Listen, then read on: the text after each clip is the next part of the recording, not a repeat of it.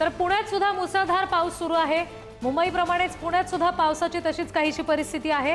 पुण्यामध्ये पुढील काही तास हे पावसाचेच असणार आहेत। हवामान खात्याने पुण्याला सतर्क राहण्याचा इशारा दिलेला आहे। पुण्यात सुद्धा नागरिकांना आता सावध राहण्याच्या सूचना दिल्या गेल्यात। मुसळधार पाऊस पुण्यामध्ये सुरू आहे। पुण्यामध्ये पुढचे काही तास पावसाचे असणार आहेत असं समजतंय।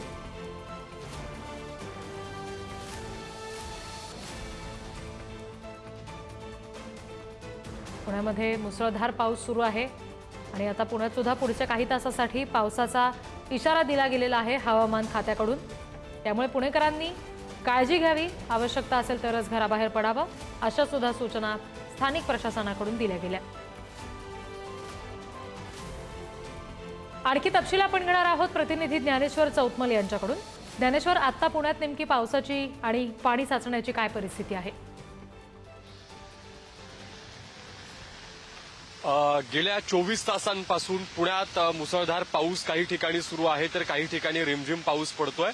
आताही पुणे जिल्ह्यातल्या घाट माथ्यावर मुसळधार पाऊस सुरू आहे आणि शहरातला जर आपण विचार केला तर शहरात आपण पाहतोय की खडकवासल्यामधून 4000 पेक्षा जास्त क्युसेकनं विसर्ग जो आहे तो नदीपात्रामध्ये करण्यात आलेला आहे आणि पावसाची जी रिपरिप आहे, पाऊस जो सुरू आहे तो मागच्या 24 तासांपासून कमी अधिक प्रमाणात अशाच पद्धतीनं पडतोय।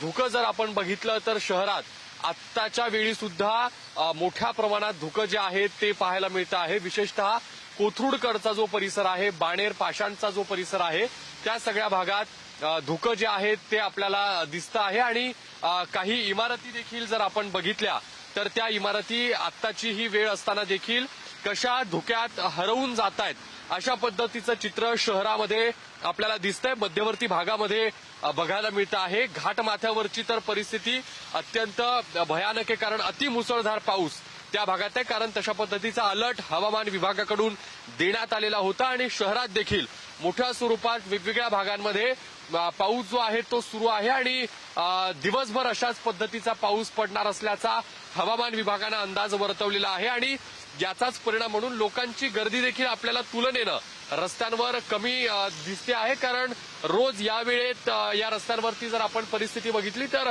लोकांची मोठी वर्दळ असते। मात्र आज पाऊस आहे आणि पुढचे काही तास देखील पुण्यात अशाच पद्धतीचा पाऊस पडणार असल्यानं लोक घराबाहेर पडण्याचं टाळतायत आणि जे काही लोक आपल्याला दिसत आहेत ते कामावर जाण्याची त्यांची लगबग आहे। प्रत्येक जण रेनकोट असेल, छत्री असेल अशा पद्धतीच्या वस्तूंचा वापर करून प्रवास करतोय, कारण मुसळधार पाऊस जो आहे तो या सगळ्या भागामध्ये पडताना आपण पाहतो आहोत।